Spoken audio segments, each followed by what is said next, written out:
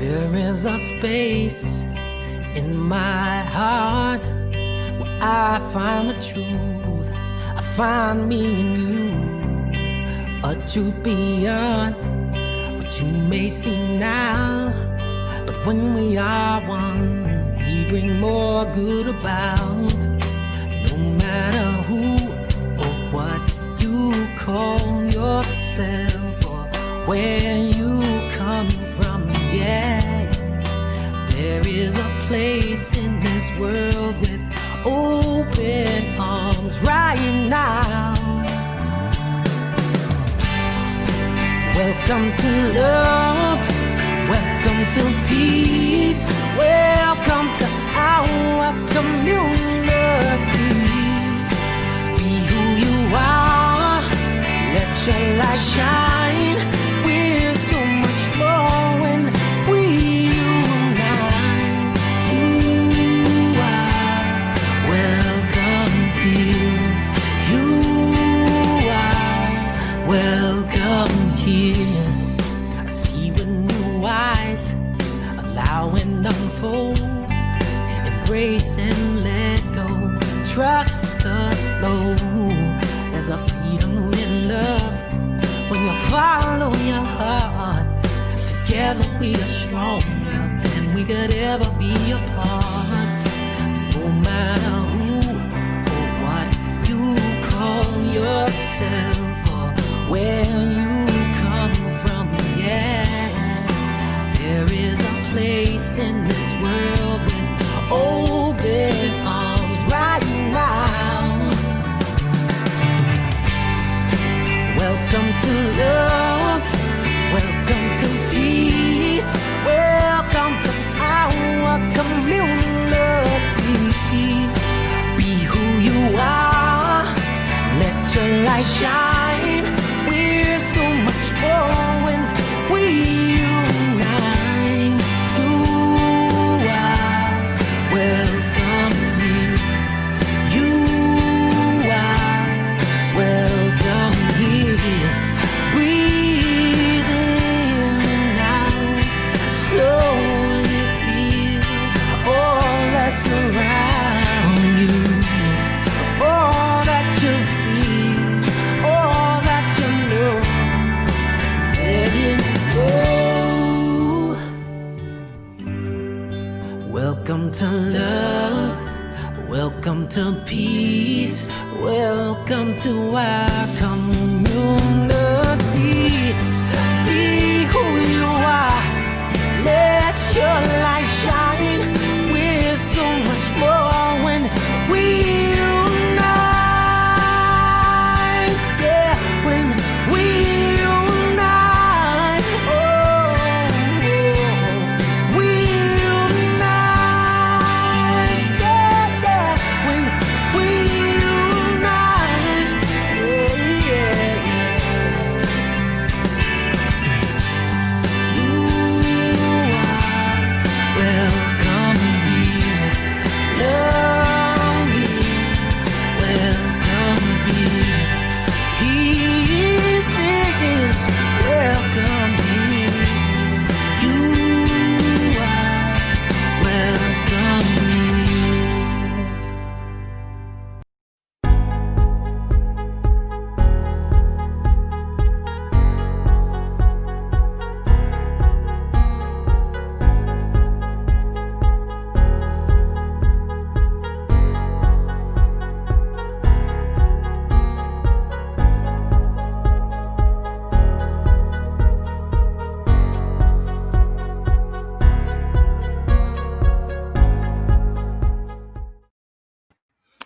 Yes, good afternoon, good evening, good night, good morning, good day to you wherever you are at this very moment in time. Thank you for tuning in.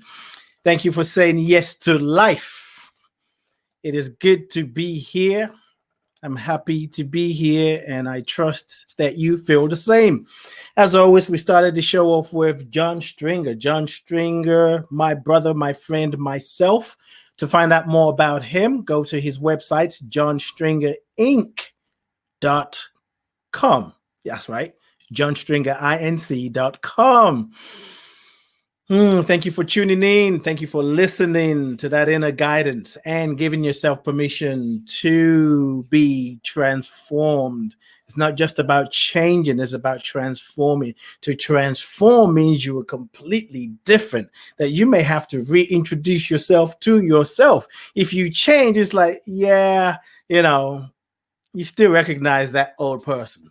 It just hangs about. But transformation, it's like you being consumed by the love that you are. Every time you walk past the mirror, you might say, damn, you look good.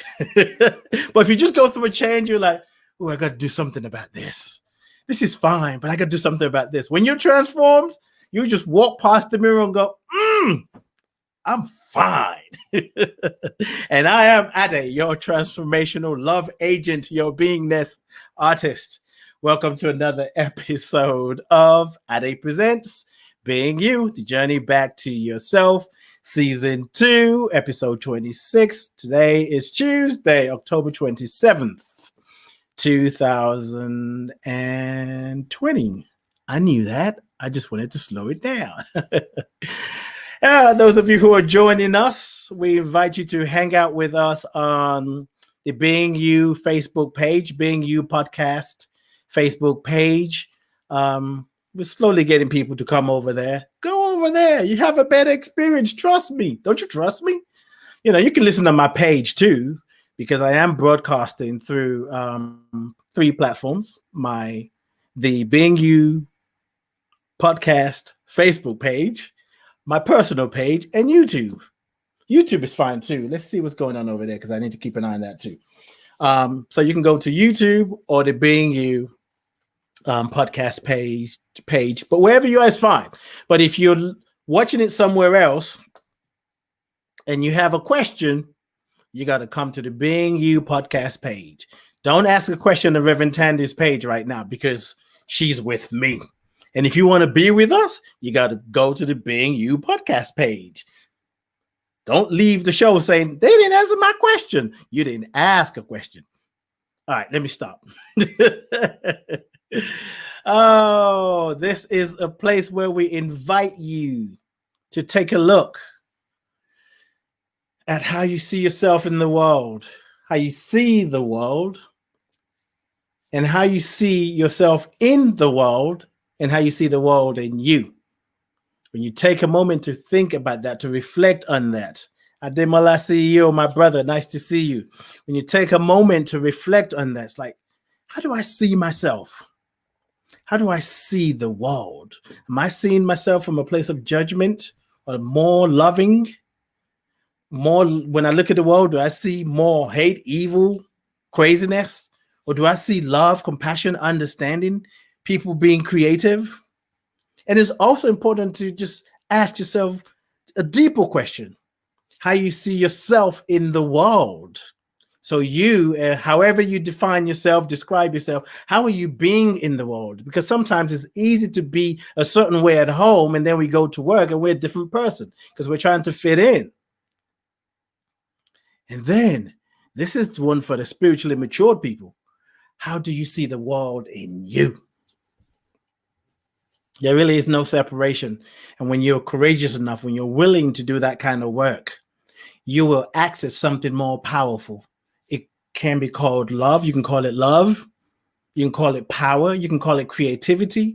You may even find who you are. Like, I know who I am. I know where I belong. But this podcast is about helping you tap into the essence of who you are.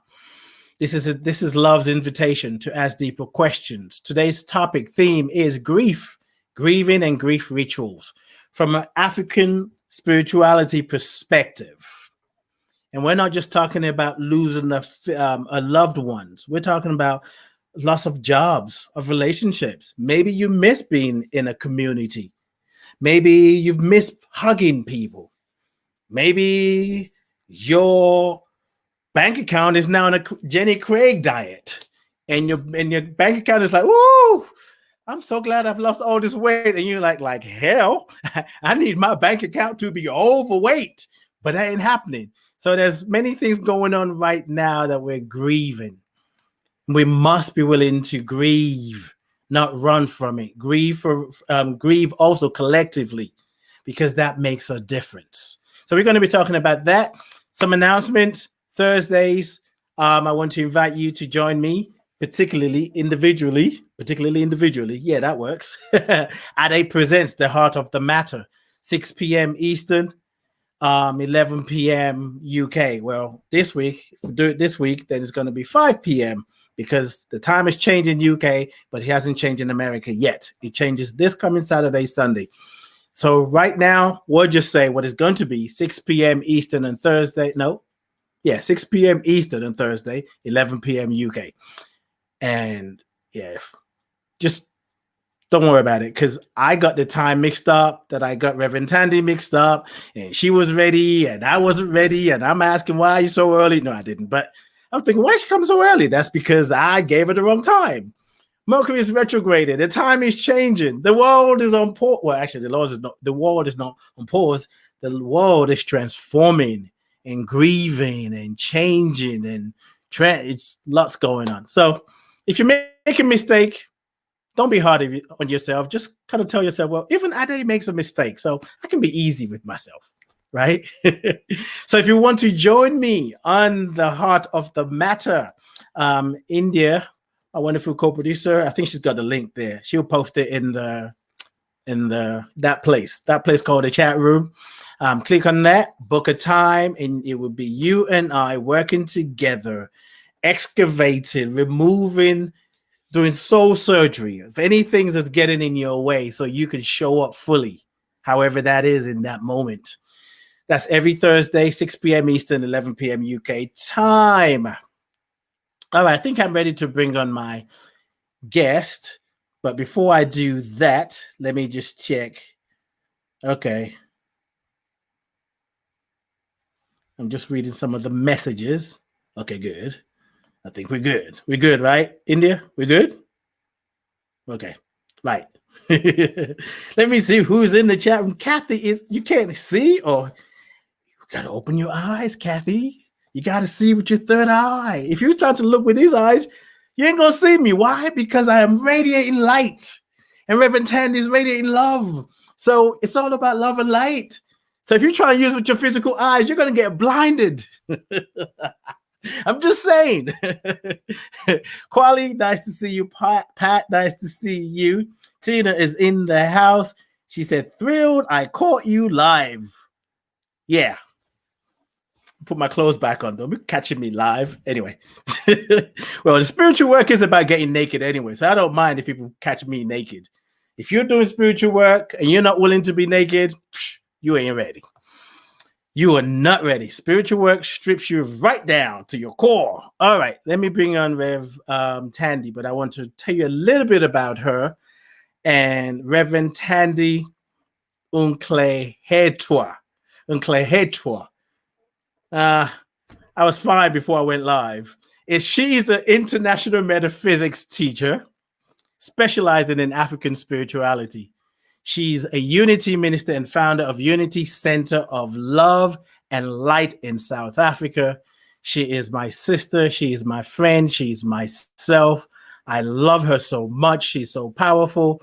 I did a watch party one time after, Reverend Thandi came, and weeks later, I decided to do a watch party with the same show.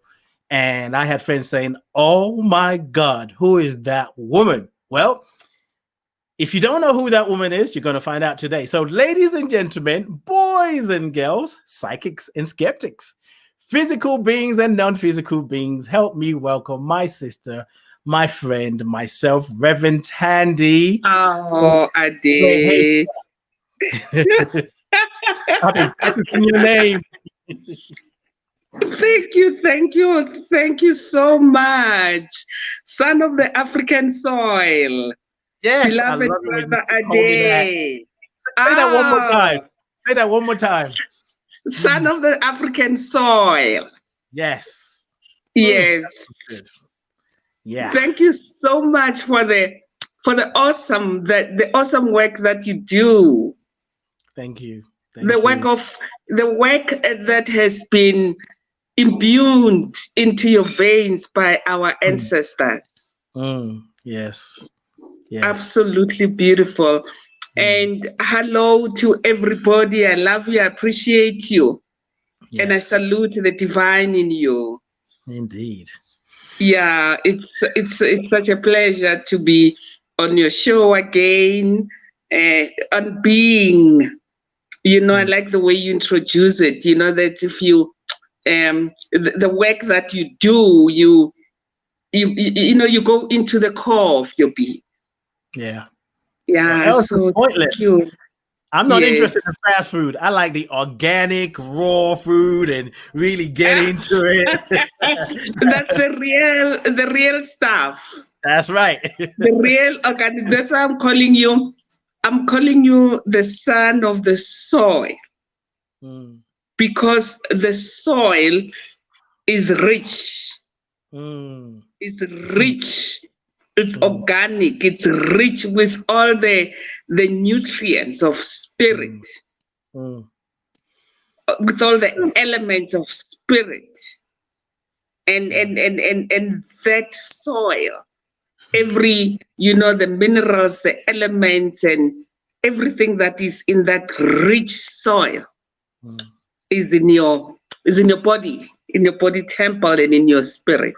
So you recognize what I'm talking about. So I'm just going to tell you, listeners, you can't tell me nothing right now. So if you don't like how I'm showing up, talk to Reverend Thandi. On a serious note, I remember the first time you said that when we're talking on WhatsApp. When I read it, I felt it in my soul. I just felt those words, and as I read it, like it was so impactful, and it was just like, oh, thank you. And to be a bit more transparent, and I may have shared this with you, born in UK, Nigerian heritage, lived in UK, lived in America, but I've left Nigeria a long time ago. Yes. So part of my journey is this issue around belonging. So yes. And I had some stories in my head that I have been gone. I left Nigeria in 1986. I haven't been back. I haven't visited since 1986. So I had this story that I've been gone for so long that in my own mind, I'm starting to say, well, maybe I'm not Nigerian enough, really. Even though I know that's I embody that. But there was a part of me that thinks, how can I speak as a Yoruba man if I've been gone that long? And through the work that I've done, it's just been able to be connected with that. And when you said that to me the first time, I felt like my ancestors were calling me back. I felt like my grandparents were calling me back home. It's like, wherever you are, you're a son of the African soil. You're always connected. Wherever you are. Yes, because you see, Africa lives in you. Yes. You don't live in Africa. It lives in you. And so you embody that.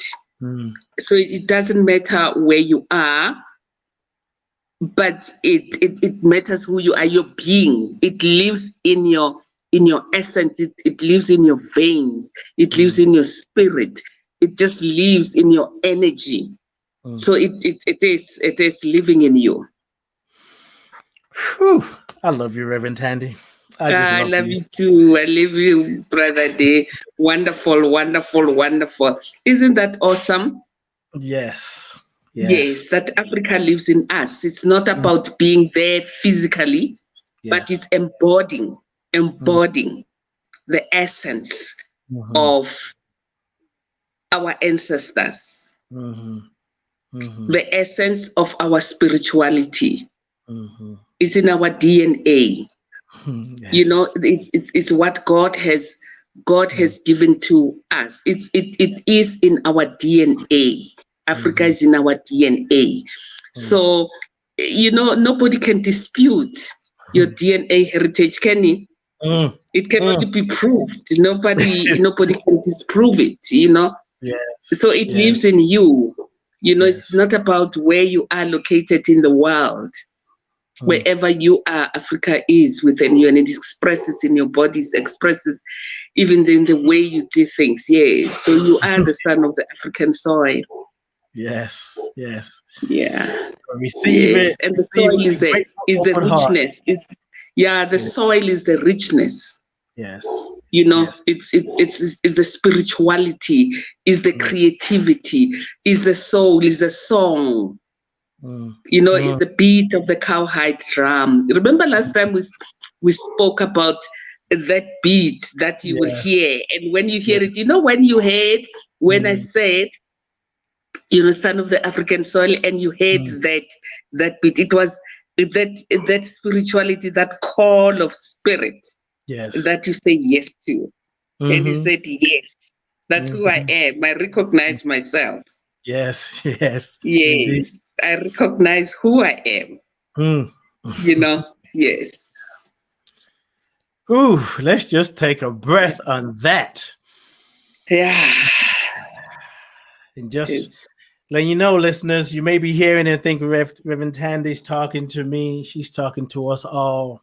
She's talking to all of us. She's channeling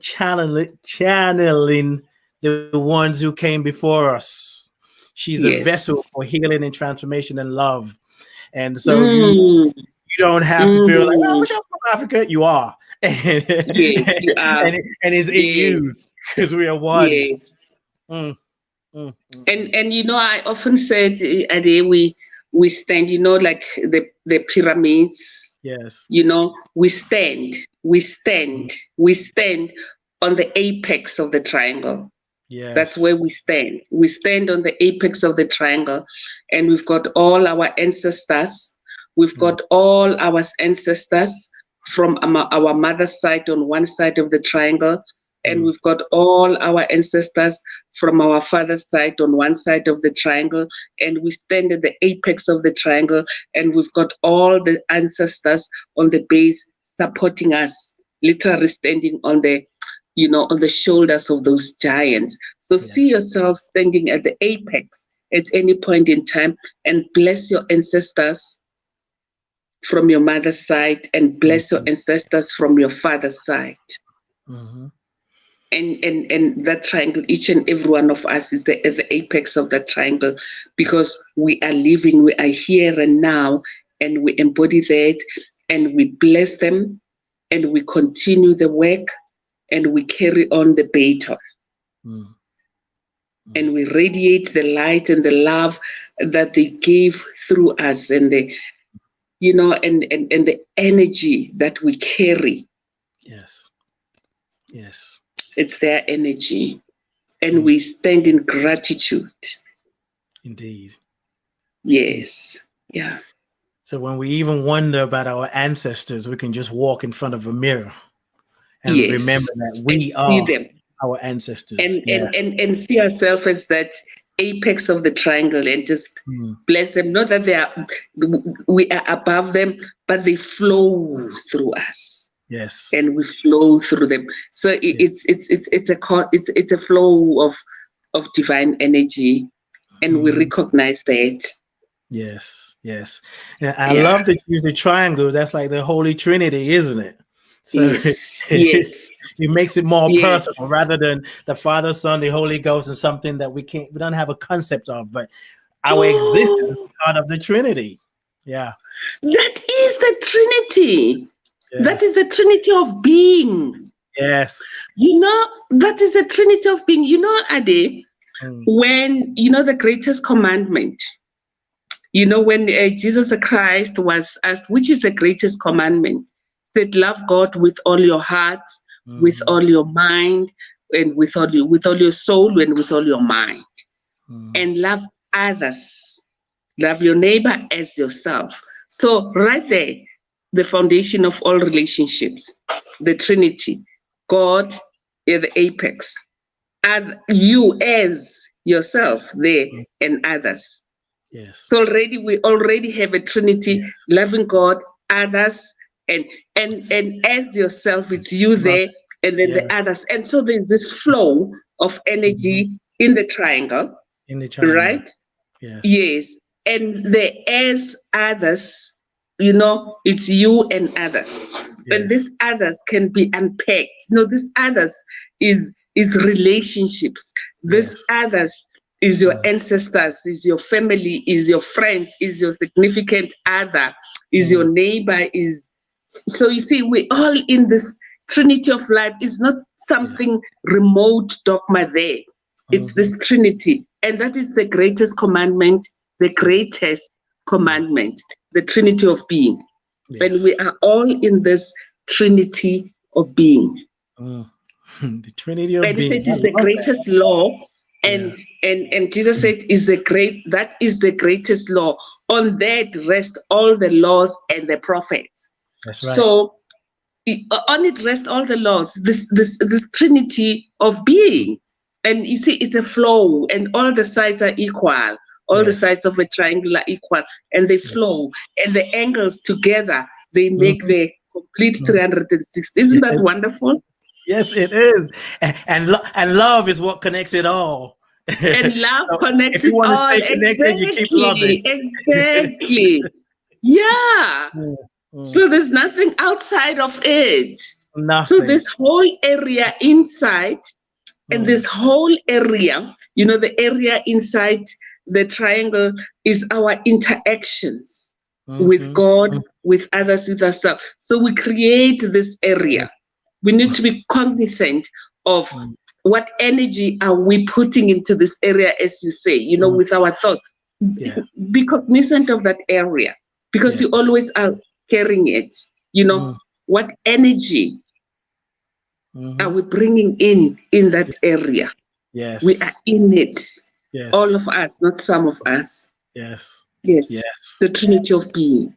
Yes. It's like, so what energy you bring into the triangle, right? What energy we bring into the triangle? Yes. And that's a question we can ask ourselves on a daily basis. Like, what energy am I bringing to the triangle? Yeah. Yes. And others are in the triangle. So we're not isolated, we are connected. Yeah. Yes. And now, in God we live, in God we move, in God we have our entire being. We are, and our entire being is within this trinity of being. Yes. We can stop now. Thank you. You came in all guns blazing. I was like, woo! Thank you. I love some water. Yeah, I need some water too, actually. So let's drink to that. Libation. We can drink to that and pour ashe. That's right. And while we're talking about love and ashe and libation, we have someone in the chat room who feels like they have to tell people to come and get reading in Love Spell, where if you really practice the tradition of Ifa, you let the people come to you. You're not going to come on somebody's program and promoting your services. Ifa Tony, goodbye. God knows what God is doing. So don't come over here promoting if you want your love spell and all that. Just stop. I still love you. But out of love, stop it. So anyway, we're back from the commercial break. Yes. Okay. All right. Good for you. So, Reverend Thandi, I did my best to pronounce your last name. And one of the things is, you were here last time. And we are talking about grief. And I refuse to call you Reverend Thandi Dolphin. I just refuse to do that. You must call me. Yes. So I say, because there's a power in the language. Yes, go ahead. There is. You got it. There is. Yes. So for those who weren't here last time you were here, can you tell us the meaning of your name and the history? And it all ties into grief and grieving and grief rituals, because we got to know who we are when life hits us in the face. So anyway, go ahead. Of course. I'll start with my first name. My full my full name is Thandi Nhlengetwa. And when you come into a family, normally there would be an elder in the family, whether a matriarch or a patriarch. Now, the matriarch of the family is the one who will be given, that is now in our in our culture with isiZulu, right? The matriarch of the family will be the one who will be given the honor of giving children their names. Now, what will happen? She will look, even as, the woman is pregnant, she will look into the family on, number one, what energy is needed in the family. So if, for instance, let me just make an example. If, you are in the family and the problem in the family is they want to have much more prosperity in the family. The family is going through hard times. They want to have prosperity in the family. Now, the child that is coming will be actually called, the name will be called prosperity. You see, and in our language, unhlanhla, unonhlanhla, so it's all relating to prosperity that will come. Now, if they want more love in the family, then they will call that person love. Or if the people were much more loved, number one, then they want to bring, that energy. But then, if there was an elder, if there was an ancestor in the family, in the lineage, either on your father's side or on your mother's side, because you see, the grandmother will know, your great, they will know that, and then they are custodians. They are custodians of the next generation. So they are in between. Now, if there was a great grandmother who had certain qualities that they want to preserve in the family, they want those qualities to be carried by this child who is coming, who's going to be born in the family. So they will name that child after that ancestor. And so in my case, I was named after my grandfather's aunt. Her name was Thandi. So it was both to bring her energy of being a matriarch in the family and also to give love into the family. So I've just given you a background why it's like that. So my name actually means the loved one, Thandi, the beloved. So it's to bring love in the family and also to do what my great aunt did, that is build the family with love. So that's where it comes from.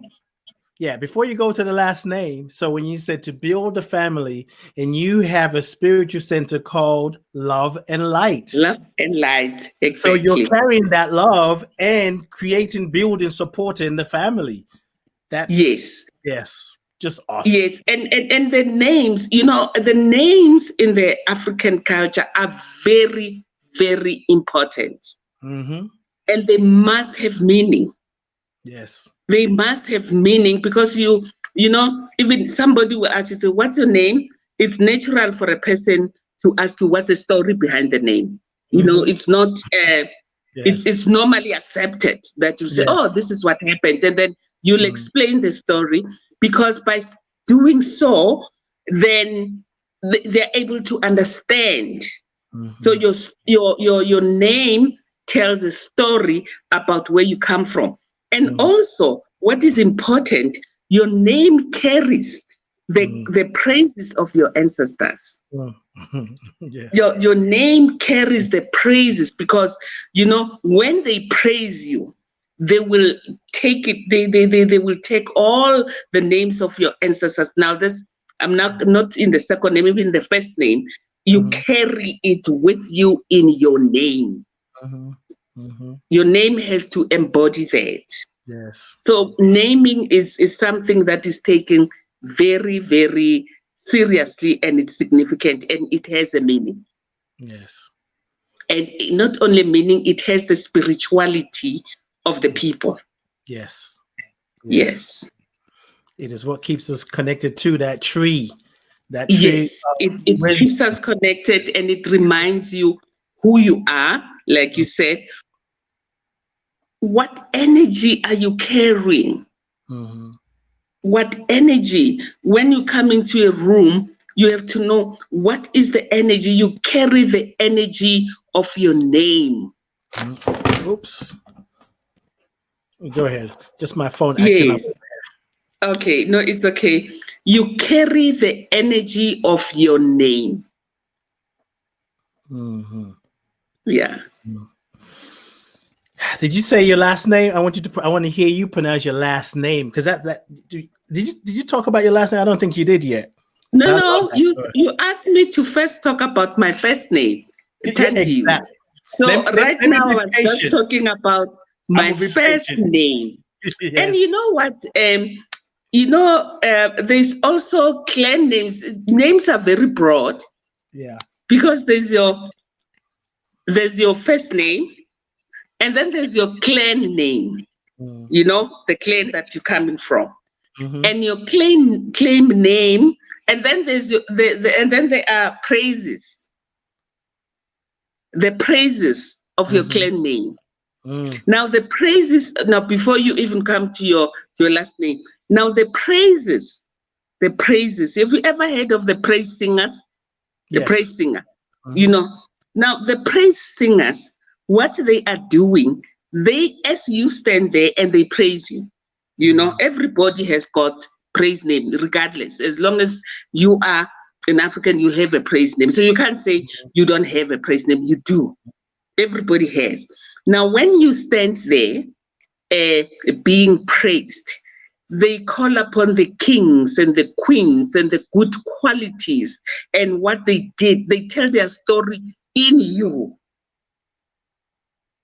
You see, that, you are, for instance, let me take in my case, they go into historically,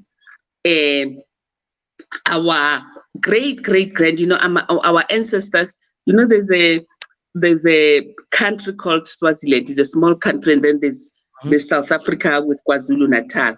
So what happens, our great ancestors traveled, migrated, left KZN during the times of Shaka. He left and he was moving to go and live in Swaziland. So he was a hero. So now when they praise me, they will call him. They will say, you were born of this great man who moved from this place and that place. And when he moved from this place and that place, this is what he did. And this is what he did. And all those things, they put it on you because you carry those achievements with you. They're not gone. They're still part of you. You see, they're still part of you. So when they praise you, they are evoking. Those ancestral spirits within your own being.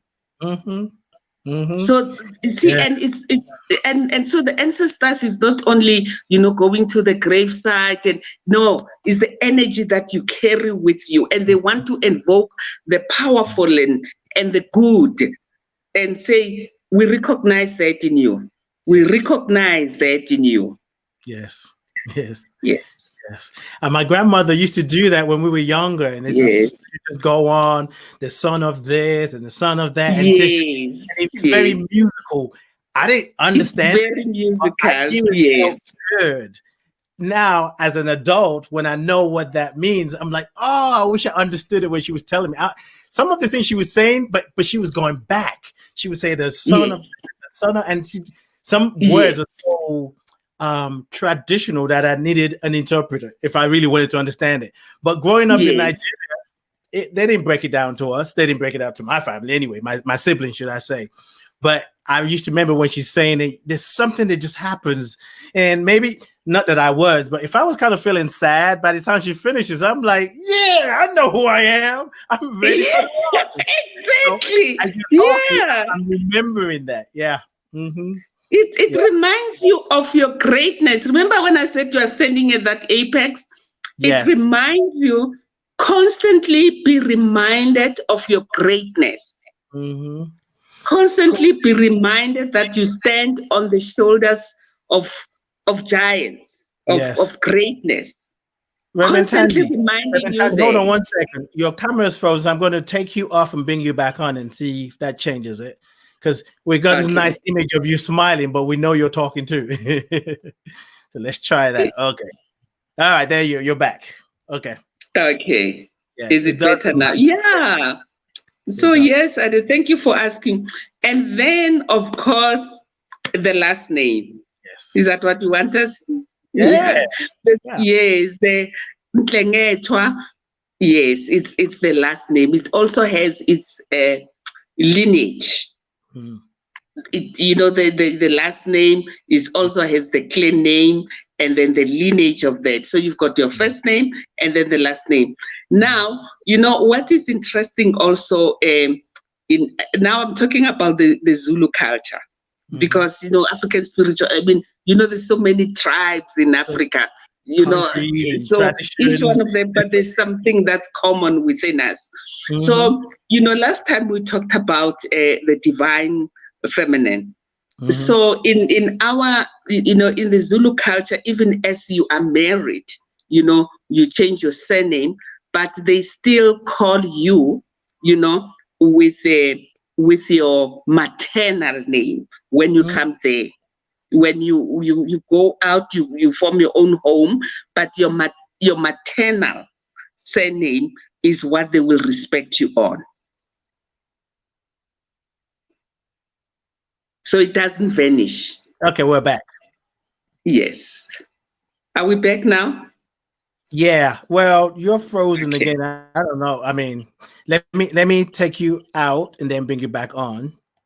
Sorry about that. No, you're fine. Not you. It's just the energy. Okay. You're dropping. All right. Okay, I did. Thank you. Yes. I love that yellow you're wearing. It's so beautiful. It matches your crown. Thank you. Oh yeah, it does, doesn't it? Yep. Yeah. Oh, so far. That's so far about the names. Thank you. What's one of the things about names that I always want to, always ask my guests to talk about it, because it's something, particularly in the Western world, that we forget. We can take our name for granted, and we're living in times where I really believe we're going through a spiritual transformation. And so we can call it, it's COVID-19 or injustice in the world or greedy governments or whatever. But what is happening, I feel like there's an awakening that's happening. And to get through this awakening, we must remember who we are. We must know who we are. Absolutely. Or we'll get tossed in the wind. By other people who ain't got a clue who they are. Yes. Yes. Yeah. And Ade, what is interesting is our name is our nature. Yes. We can choose. Our name is our nature. We can choose, what we want to call ourselves. We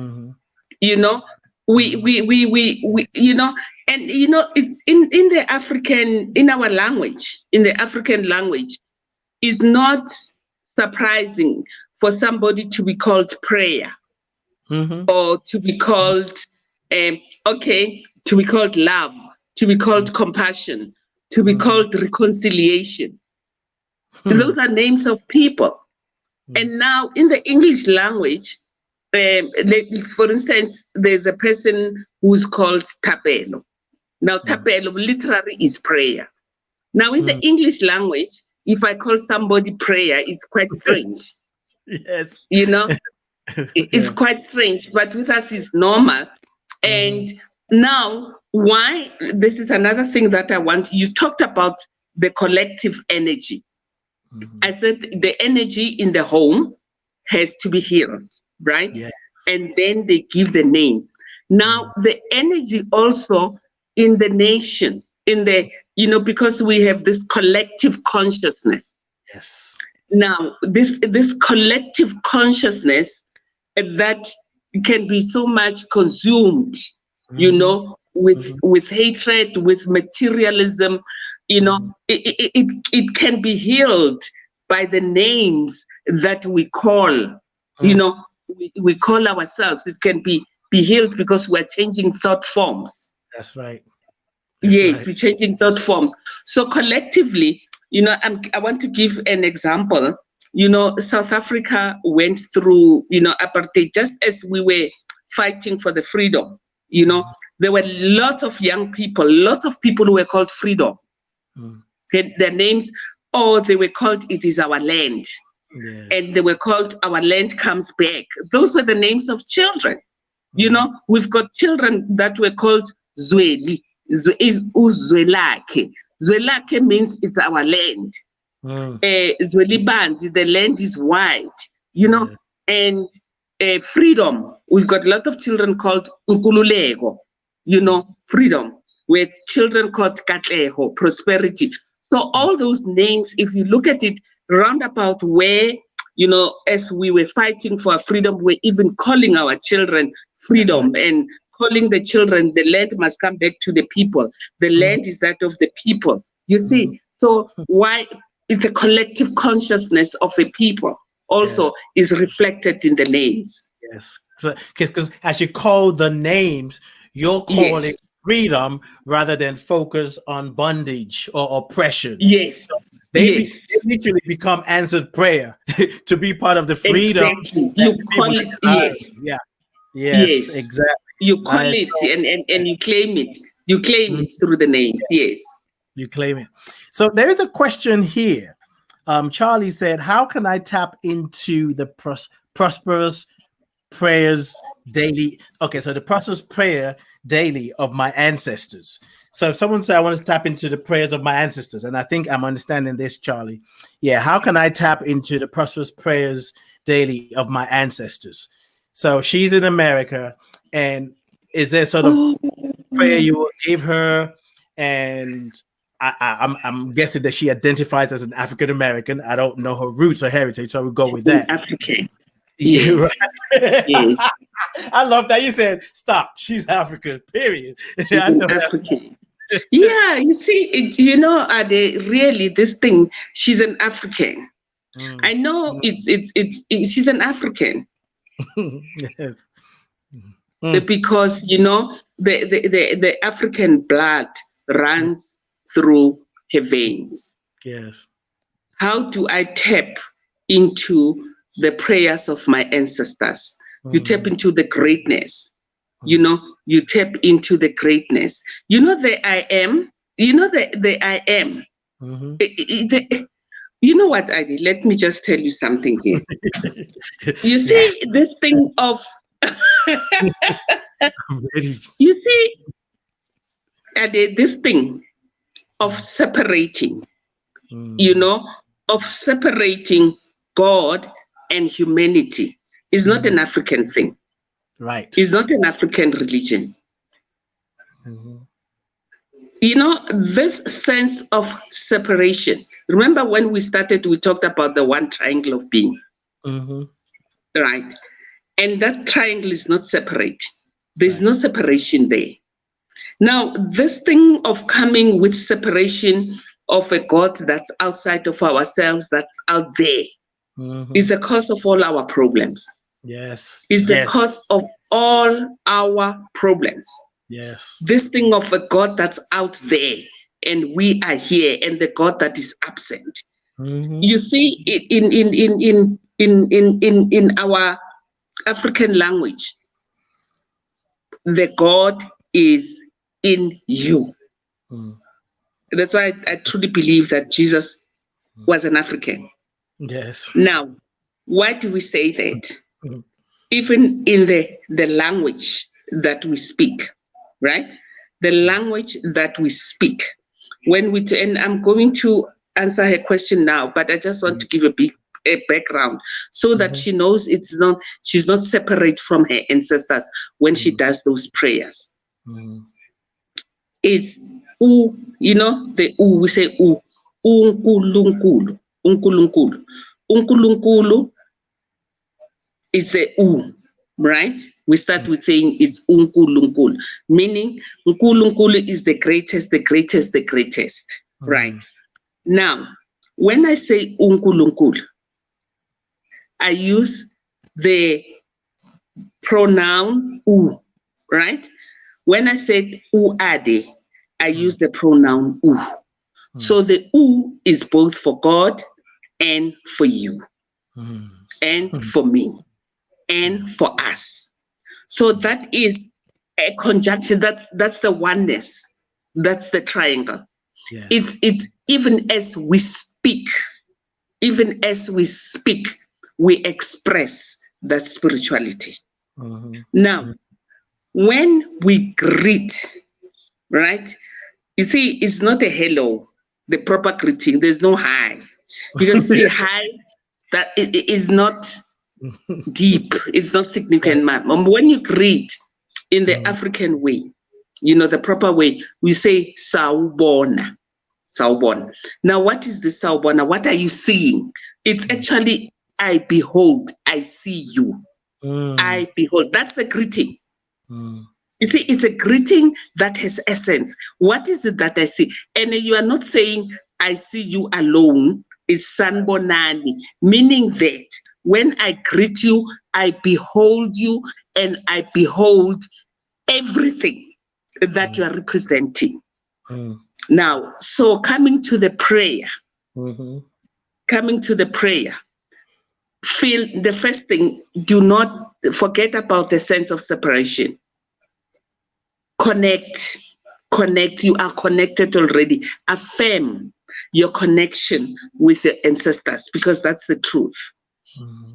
So the first thing, Jesus said to you, you shall know the truth, and the truth shall set you free. Shall set you free from limitation and from lack and from separation. And so you connect with the ancestors through acknowledgement. I recognize your powers. I recognize your presence, expressing, like you say, Ade, in me, through me, and as me. So you put yourself in them. You are there. You are imbued by that essence, that God essence. You pray from that consciousness of God in you. And your ancestors are part of it. They're not separate. There's no separation. We need to, stop this sense of separation, that it's me alone out there roughing it out in a cruel world. I am one. I'm connected with my ancestors. I'm one with God. I am never alone. That's right. Yes, I'm never alone. And this sense of individualism. Yes, it's dangerous, because this sense of individualism, it's a sense of separation, and it comes with a lot of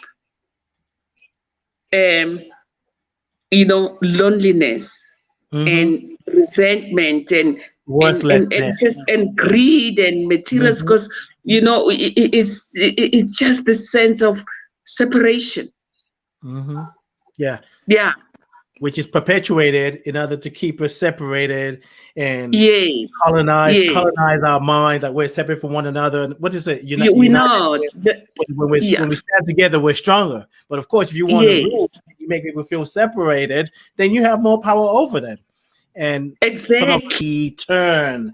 Yes, I like that. You need to return, to remember, to reconnect.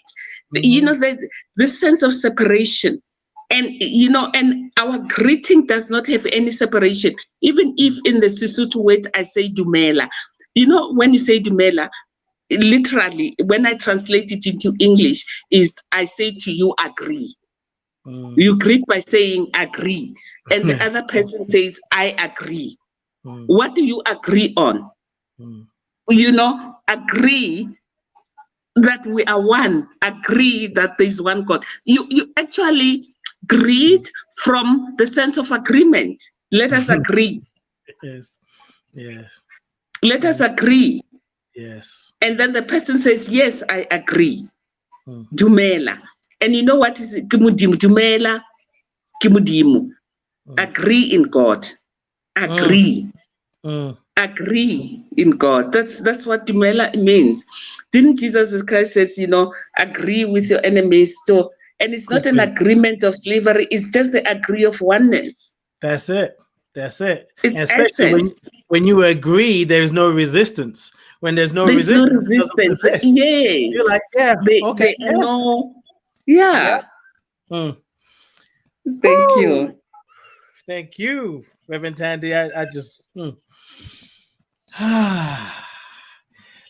this may be, I mean, the theme of the show, and I've always been aware that we can have a topic, a title, and the show will do what it needs to do, which is what's happening here.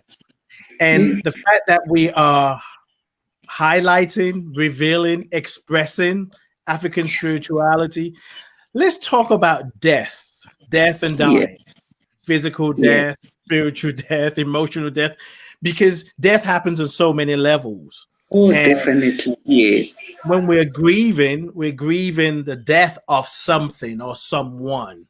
And so from an African perspective, speak on death. Yes. And now do we speak on grieving and death? Or grieving and rituals? I'll just start. We can do all of it, however all of it. However you and you know, you said something, yes. Well, you know, first of all, we just recognize at this point in time globally, you know, you touched on something very important in that, you know, we are grieving, you know, globally, you know, through this pandemic. You know, we are grieving. Of course, we are grieving the loss of our loved ones. Yes. You know, we are grieving the losses of our loved ones. We are grieving the losses of, you know, the way we used to do things. You know, we used to travel the way we want. We're grieving that. You know, things are no longer the same. We are grieving job losses. Yes. Like, you know, so there is just so much grieving that is going on. But this grieving as well, this death, this sense, you know, also it's an internal process. We grieve differently, you know, because grieving is an internal process that you feel internally. But also the COVID, you know, has also robbed us of some rituals that we do to give us solace. You know, there's rituals that needed to be done when somebody has died, you know, to give us solace. And I just want to talk to that, so that we can see, you know, how do we get solace? How do we come together as a community during this time of grieving, right? You see, we might be, you know, socially distancing, but look at us now. Technologically, we are connected, and we are connected with, you know, we're spiritually connected. We still remain, you know, spiritually connected. It's just physical distancing anyway. So now let's talk about death. When it occurs, I'm going to talk about it in the context, you know, of our Zulu rituals, and how we can also do it on ourselves. So the first, say for instance, the first day or the first time when we hear about somebody who's transitioned or someone has died, the moment the death is announced, right? Depending whether the person has died in hospital or maybe through an accident or whatever form, the first thing, that person must be brought home. Must be brought home. The spirit must be brought home. So what happens is, I'm just saying somebody has died in an hospital. Now, the close members of the family, the elders of the family, they have to go where that, you see, there's normally a spot. Maybe somebody, now these days, somebody dies on a hospital bed, like, in a hospital bed. They even know in hospitals here, they will take a certain branch from a tree. And it's a special tree. It's not all trees. And this branch from a tree, my husband they call it Islahlankosi. They will go and get a special branch from the tree because it's nature, and they will go to the spot where the person has made its transition, because they believe that the spirit of that person would still be around there. Now, they will talk to the spirit of that person and say to that person, you have now transitioned. You are now going into the light, right? And we have come as a family to take you home because you made your transition outside of the home. When people die, they die, with family members around the bed. But now you have died in hospital, or you have died, but now we are bringing you home. And then they will walk, the walk. And while they're walking, they are talking to the spirit, to the soul of that person. And then they bring the soul home. And when they bring the soul home, now it's communicating with the spirit, because we are spirit, right? Even as I'm talking, is the words of spirit. Now there's the African spirituality, we truly believe in that we are spirit. We are more than the flesh. Yes. And so the physical body has gone, but the spirit remains. And it is the spirit of the person that we take home.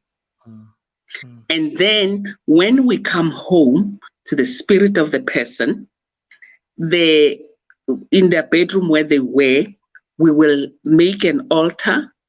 We will bring down the bed. There's a bed. The bed has a mattress, right? They will take the mattress down. They put it down on the ground. Now, why do we do that? It's a sign of respect, a sign of groundedness. So when you begin a groundedness for those, the closest people, because at that time, there is shock. I think it's Elizabeth Kubler-Ross who's talk about the stages of grieving. Right. Initially, yes, you still, when you have that shock, you have that disbelief, you're still confused.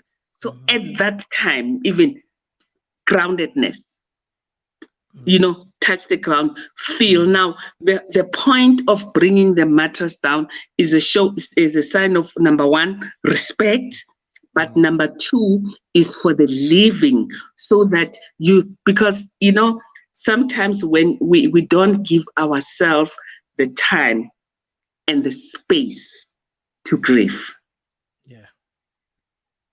The time and the space to just sit down and feel the pain and allow ourselves to cry. So the family and the community will actually help you to sit you down and to say, we are giving you the space. We'll do everything for you. We will cook for you. We will run errands for you. We will prepare everything for you. Use just for the next few days before the burial, for the next few days, just sit down and cry. And as you are sitting down and crying, you get that space. You cry, you cry as much as you can. You are allowed that space as the person who's grieving. So that's the first time. Now, as you are sitting there in the mattress, whether you're a widow or you're grieving your mom or you're grieving your dad or you're grieving any family member or whatever, allow the space. Now, why am I talking about this? Is us also. Even as maybe you are grieving a job loss or you're grieving way. Allow yourself a space to grieve. Let's allow ourselves that place to be just grounded and to acknowledge the pain. Yes. Not to try to run around and keep yourself strong and keep yourself busy and suppress the grief. So in our culture, there is that allowing the space to grieve. And then the family and the friends, then they come with their prayers to offer solace. They come with the prayers, they come with words of comfort. And, just by being present to others. Now, what is, being present, they come as a community. Now, when someone is grieving, we don't have to say 1,000,001 words, but just being present. Because as people come in, there's so many people that are coming, you won't remember everything that they said, but you will remember that someone was present. Yes. They showed up when I was in pain. And people are much more sensitive when they are in pain, when they're grieving, than in any other time. Yes. Yes. So that's when we're really connected to God. We're connected to God, to the divine in such an intimate way. Yeah. Yes, and that's the time where we are most vulnerable. Yes. We are most vulnerable. Our wounds are open. So you're just coming, even if, like the neighbors, the community comes, the relatives come, just you're coming to say, you know what, I care. I don't know what to say, but I care. So that space is for you to receive, the being comforted. Yes. Just receive the being comforted. Give yourself that space. And the others, you see, that's community. The others come to give you that solace. So there's so many things that you've shared there. Is during the death process to remember the spirit. Yes. To acknowledge the spirit, to support the spirit of the person or the spirit of the thing that has died in transitioning. And even that process of community, of course, community. And in the Western world, I mean, it happens, but this idea of, when you talked about individualism earlier, sometimes we come together when someone is experiencing a loss in their family, maybe the first few days, and then people still check in, but it's like we forget the family essence of it and checking in and being present and just showing up. And I believe that community help us grieve and help us heal. It makes the process easier. We don't have to carry the pain, the just the heart-wrenching, gut-wrenching heartbreak that we're feeling alone. Just the presence of somebody else helps us feel like, okay, I'm not alone. And when we know we're not alone, it makes the process easier. Yeah. Yes, absolutely. Absolutely. Yes, absolutely. Not being alone, just not feeling that, you are alone at that time. Right. And also lighting a candle. I think all of you, would do that, during that process. We have that light on, just to remind us, to remind that person, the candles must be lit, or the fire, whatever, just to remind that person that you are the light, that the light is still shining. That's right. Of that person. So just keep the light on until such time, you keep the light on until such time when you come to the burial. Now, the burial is also very significant. And I just want to talk to the burial itself. Hold on one second. hold on 1 second. I'm gonna remove you and bring you back on again because it's frozen. Okay. All right. You're gonna speak to the burial. Okay. Okay. Yeah. I better drink some water so you can digest all this wisdom. I'm drinking some water. Yes. So we're going to now. Yes. While I do respect, other forms of burial, like cremation and all that is respected in other cultures, but in the Zulu culture, they don't do cremation. They bury in the ground, as a sign of respect that the person is put back into the ground. And also, they will slaughter. They will slaughter an animal, or they will slaughter a cow. Normally, they will slaughter a cow. Yes. A cow has to be slaughtered. At least one. Yes, if not 2 or 3. It has to be slaughtered. Now, and I want to talk to the first thing, the hide, the cow hide, the skin of the cow. You have the coffin, even if the casket, but they will put in the burial ground. They will put the cow inside there as a sign of honor and of dignity and of connection. The skin of the cow, right? Yes, they'll put it in. Okay. They will put it in. Normally, they will bury the deceased with their personal belongings. They come in there. Yeah. Like the cow skin, sometimes the things that they like, the Bible or whatever, they will put it in with it. So there probably be some kind of robbery that happens at a cemetery. People are not digging up stuff. You remember, you know what? You remember in Egypt, the Egyptian pyramids are actually people's. That's true. You remember?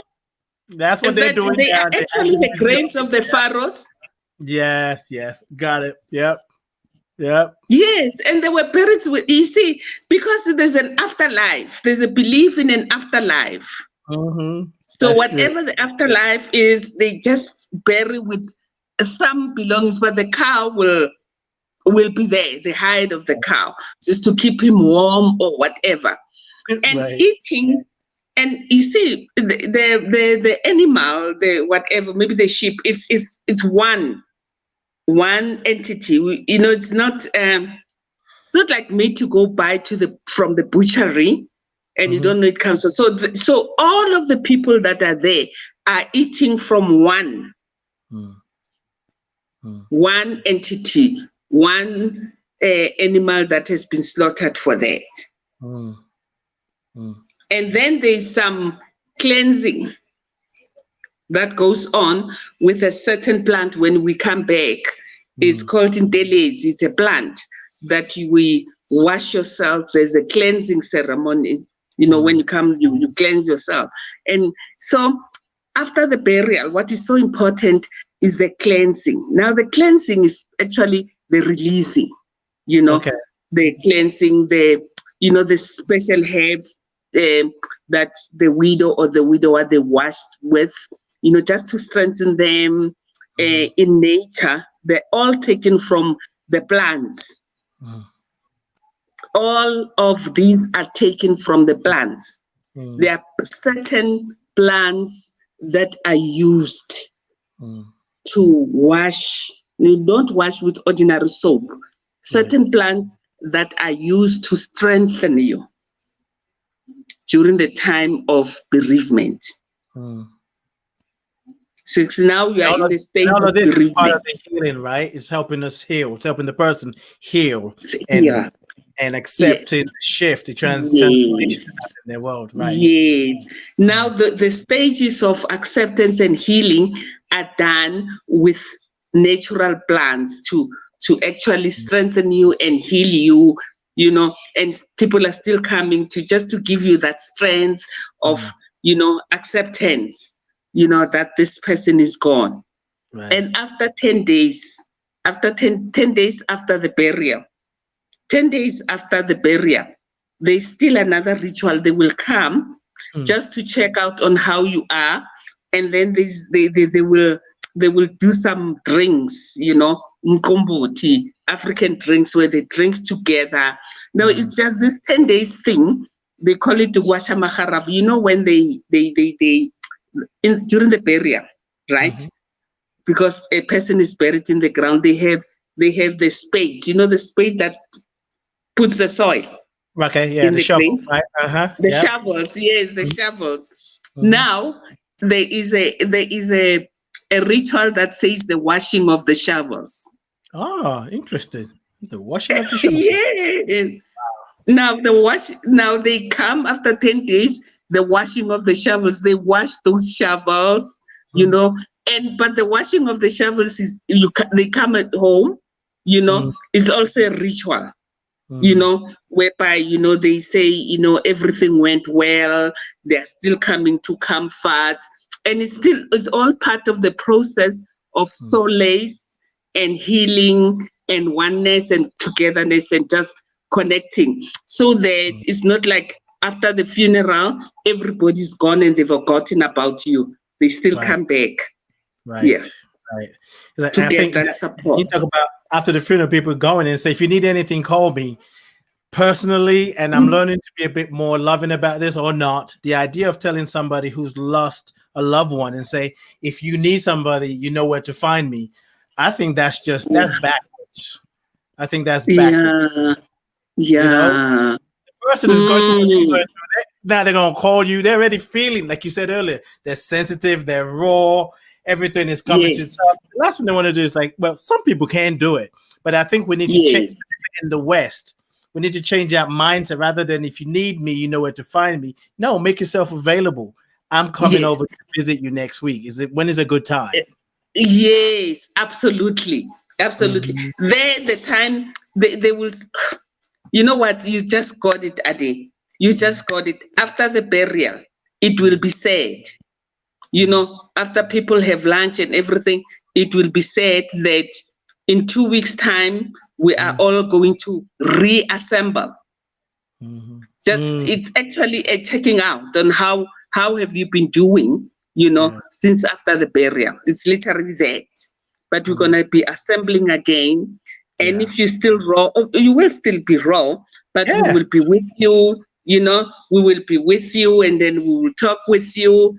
And you don't have to cook because all the time, the family is still there. That's another thing. The family is still there. And there's another ritual that I didn't talk about, on cleansing and letting go. They will, after the day after the burial, say the burial was on Saturday. On Sunday, right, they will help you, the women, and they will help you clean the whole house. They will wash they will wash the deceased clothes, the cleansing, it's just a ritual of releasing, they will wash all the blankets in the house, they will wash the sheets, they will just wash everything. Yeah. I'm listening to you and so much has been fired. Mackenzie in the chat room, the idea of people saying, if you need me, you know where to find me, said, right, it is on us to comfort the grief. Well, she said, it's on us to comfort the grieving, not wait for them to ask us to show up. And I think part of that is the fact that our minds have been colonized. We see ourselves as being an individual, and we don't want to push ourselves on somebody. And one of the things I appreciate about ancient wisdom, African spirituality, is this sense of community. So for those of us who live in the Western world, that we know that the African blood is coursing through us. And in times where we're faced with so much loss, death and dying and just happening left, right, and center, that sometimes we don't even want to talk about what we're going through because we think everybody else is going through it. So there's no point me talking about mine. What can we do that could help us in navigating this really challenging times of all that's going on, which we don't even have time to talk about? What can we do? Because we may not have the wisdom or the understanding of which plants to do the cleansing. Or, people might I don't want to touch their clothes because we don't really connect like that. What can we do to really support our healing process when we're grieving? Yes. And supporting others. With this COVID-19, it's also been very challenging, even for us, in Africans, because of the social distancing, because, you can't now gather more than 50 people, but I think 10 people can gather, 5 people can gather, while you are still social distancing. So what can we do is a good question, but I think the first thing that we can do is to create community. How do we create community? We create community I started by saying we create a space, we create a space for one another to grieve.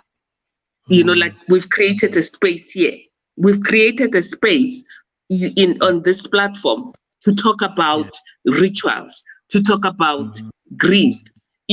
People want to have a space, to talk about what they're going through without necessarily being judged, without necessarily feeling that they are imposing on, this thing of imposing, but, to create a safe space for us to share our grief, for us to talk about it without being judged, for us to talk about it, what are we experiencing, the pain of going through, the pandemic, to talk about it without really, without feeling that we shouldn't be talking about this. No, there's nothing that we shouldn't be talking about during this time. So right. We should be talking about everything right now. Just talk. Exactly. We can't talk about it. We should be talking about it, because we need to recognize. Remember, I said we need to give ourselves space. After, immediately after we heard of the death, we have to give ourselves space. So create a space. Create a space with all the individuals that are there. Now, what is it? You are my brother, you are my sister. It's not just the blood of relative, it is the love that connects us. We recognize the love. The love that connects us. And moving from that love, be willing to create a space, even if it's 4 people or 5 people. Guys, we are grieving. Let's create a space for one another. Yes, you give me an idea, and I'm just going to put this out there. If anyone's interested in creating this community, in being part of the community, send me an email, lifecoachade.com, lifecoachade.com. Create a space. Do a virtual thing. I am ready. I'm game, because we need each other. Yes, absolutely. Yeah. Just to have a space to cry. Yes. And to say it's okay. Let me ask you this. It's going to sound like a silly question, but there's a reason. Yes, there's no silly question. Right. Why is it important to cry? Because, people generally, I won't even just say in the West, when someone is crying, sometimes we rush to them. Don't cry, stop crying.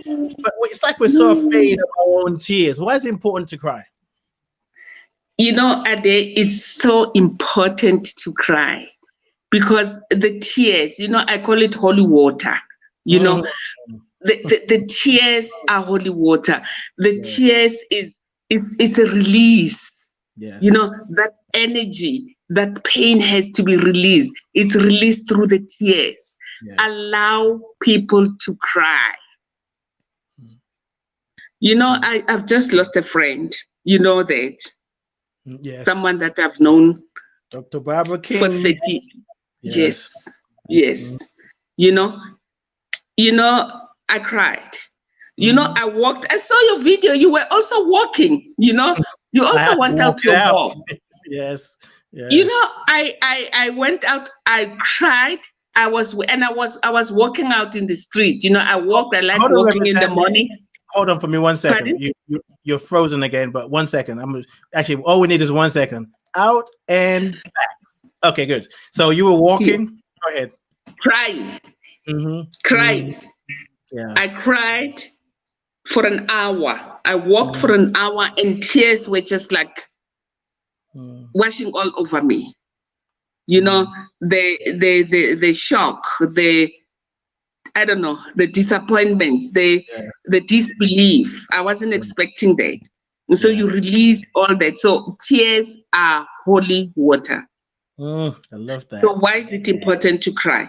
Now, you know, in our culture, we call it upola, you know, meaning you have to cry until you release that pain. You release it. So in that community space, when you are sitting on the mattress, be grounded, right? Yeah. When we're sitting on that mattress, you are crying. You cry as much as you can. And then you are given, you know, you drink, you are given, you know, good herbs, you know, to drink as you are crying, but you are given a space to cry. Yes. And, you know, wherever we are, doesn't matter whether we're Africans in the UK or we can always create our African communities. That's true. You know, last time we shared to you, remember when we were talking about the African village, that it takes a village to raise a child. It's an African proverb. Remember we talked about that. You know, we are the village. We are the village. And what's stopping us from creating the African village? Boy, I feel like that was a word from somewhere. From some people say, "What's stopping me?" Okay, got it. Go ahead. Like I said, I'm ready for that community. I would host it if you're interested. adelove.co. Life conversations rate lifecoachade.com is my website. Send an email. Yes. Get it started. We want to cry, want to pray, you want to meditate, you want to express, you want to share thoughts that you're afraid to share with other people. That's the space. Yes. I got my thoughts. Go ahead.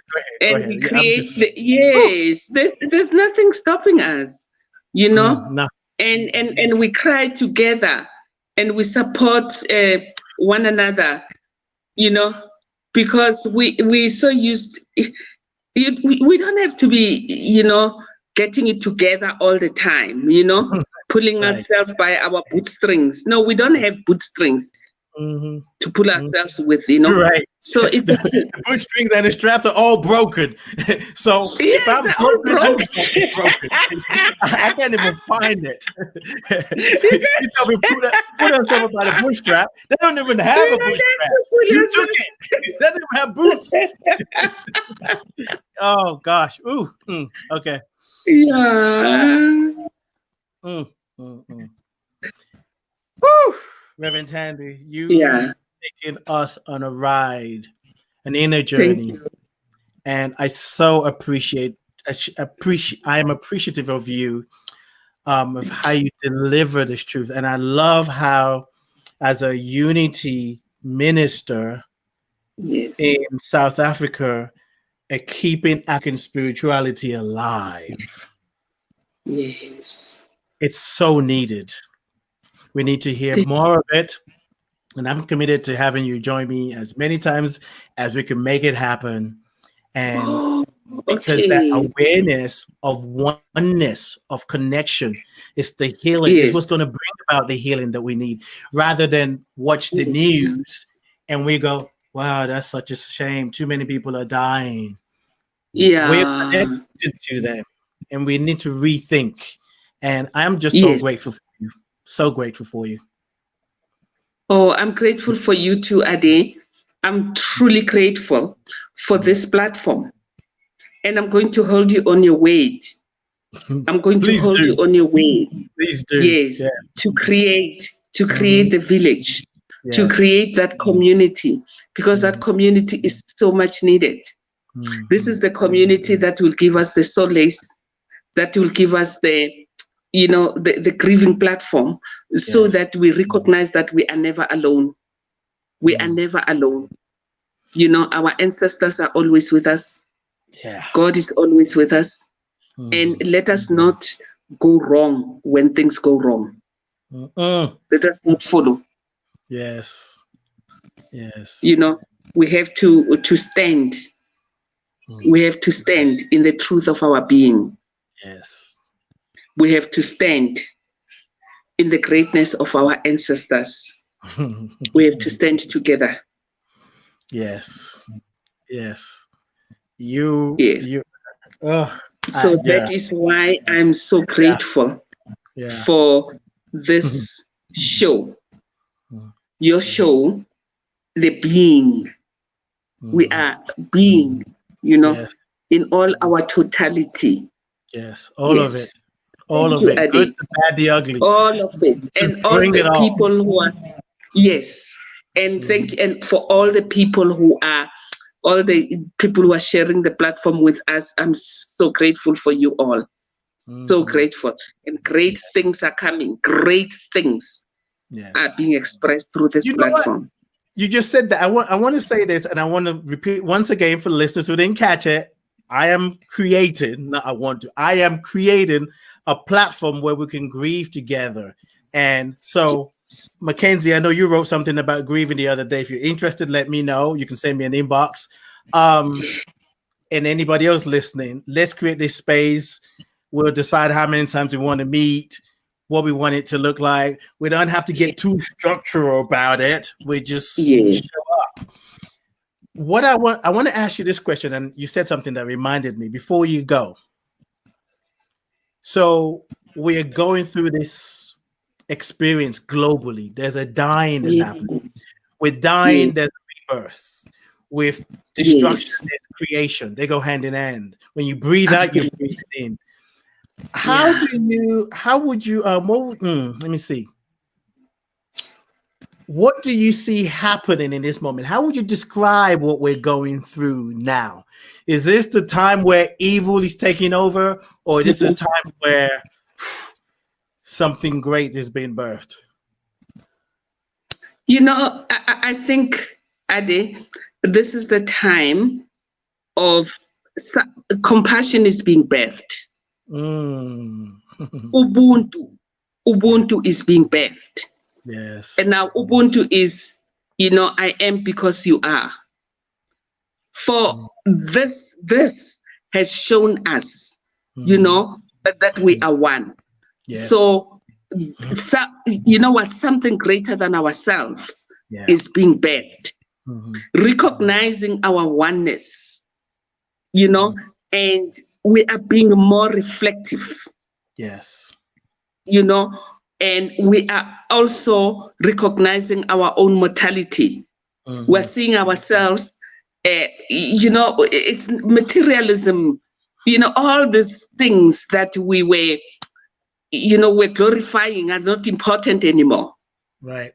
What was important, life itself is much more important. Yes. You know, all the frills that we've been running for are no longer important. It doesn't matter, you know, when you are on lockdown, it doesn't matter whether you've got 50 pairs of shoes and high heels and all that.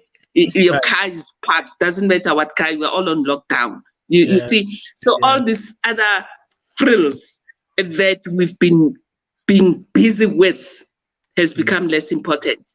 Life itself has become more important. Isn't that what it was? But you see, we are becoming a much more conscious humanity. So yes, something, you know, I did the Ubuntu. Yeah, I am because you are. Yes. Ubuntu, yes. And I'm my brother's keeper, the humanity. Humanity, dignity, compassion. Yes. You know, look at us now, grieving together. Yeah. That is something greater that is being birthed. Yeah. Yes. Which is a that gift. is something greater that is being birthed. Yes. Yeah. Yes. And this is what the pandemic has taught us. We are becoming much more reflective. We're going inside. Yeah. Yeah. Our hearts are softened. now. We can be more compassionate, definitely. more Definitely. Yes. And we are finding one another. Mm-hmm. Yeah. I've been called out on my show, and I'm ready. Thank you. Arts of empowerment. Yep. Actually, you know what? I think I know, Mackenzie. I'm going to be reaching out to you. And it's a good time to do something new, to do something different. It's a good time to do something we always wanted to do. There's no point even asking how or what or why. This is just say yes, use what you got, and you be amazed. Yes, say yes to spirit. Yes, listen to spirit. And reach out in love. Yeah. Yes. Say yes to spirit. Say yes. Anything you want to ask? You know what I wanted to ask you? Do you mind releasing the show with a prayer in your tongue, in your language? Wow. I know. Of course. Just take a moment. I will just say our most powerful, Lord's Prayer in our language, because I think it's so powerful. We start with Baba Wetu, the oneness, right? Yes. Baba Wetu wasezulwini, maliphathe ngobungcwele igama lakho, umbuso wakho mawufike, intando yakho mayenziwe emhlabeni njengasezulwini. Siphe namhlanje isinkwa sethu semihla ngemihla. Sithethelele izono zethu njengoba nathi sibathethelela abasonayo. Ungasingenise ekulingweni kodwa usisindise kukubi. Ngoba wakho umbuso namandla nobukhosi kuze kube phakade. Amen. Amen. Amen. Amen. Ashe. Wow. Ashe. Siyabonga. Siyabonga. Siyabonga. What's the response? Is Yebo. Thank you. It's yes. Yebo. Yes. Yeah. We can in the platform we can also learn isiZulu. How about that on the platform? Yes. Yes. Oh wow. I'm so happy. I am too. I feel like to say thank you is an understatement. It's like thank you. Really? That's what you got to say. Oh wow. Ashe Ade, continue with the greatness. Wow. Thank you. Thank you. And love you too. Love you all. Bless your heart. Blessing you on that adventure. And blessing you all. Like when you go to sleep, everything you need to remember will just be like, now it will come from within you. Like education, which is a Latin word to draw from within. Everything you know you need for that adventure is just going to come pouring out of you. So I look forward to be able to say, Reverend Thandi. I won't announce that yet. Love it. Love you, Reverend Thandi. I love you too. Thank you so much. And I love you all. Thank you. Woo-wee. God. I've been called out. Well, actually, I wasn't called out. It was not like I'm hiding. It's actually a message because I did ask something last night. So yes, I will be hosting a grief virtual community. Lifecoachade.com or adelove.co, whatever you can remember. Ade, L-O-V-E. Well, you can spell love. Ade, A-D-E-L-O-V.co, not .com, .co. So anyway, there's nothing else I need to say. It's been said. I'm just going to go talk to Reverend Thandi now. India, thank you very much. Listeners, thank you. Oh, gosh. I love life. I love God. I love people. I love humanity. And I don't mean that in a sort of abstract kind of way, but something amazing happens when we join heart to heart, soul to soul. And thank God for our ancestors, for reminding us, for speaking through friends and family. You're never separated from your ancestors. Never lost. If you're grieving, grieve. If you feel broken, allow yourself to be broken. Just stay there for a moment. There's wisdom in being broken. If you're feeling pain, there's wisdom in pain. There's wisdom in guilt. There's wisdom in shame. All the things that we run from, if we stay with it long enough, One thing I know for sure is you're going to have a different appreciation for compassion. And Reverend Thandi said, compassion is being birthed. I love you. I bless you. I appreciate you. I'm so full. And I thank God for you. And take this consciousness, multiply it. If you need some support, find me on lifecoachade.com. I'm happy to join with you in whatever you're going through and growing through. We're releasing this conversation and it is done. Peace and blessings. Thank you, India. Thank you, Pat, Tina, Ambassador, New Jays, Charlie, Mackenzie, Living Life, something I can remember. All the other people that I miss, please, Kwali, just feel my love. I'm not going to go through everybody, but I'm out. Peace and blessings.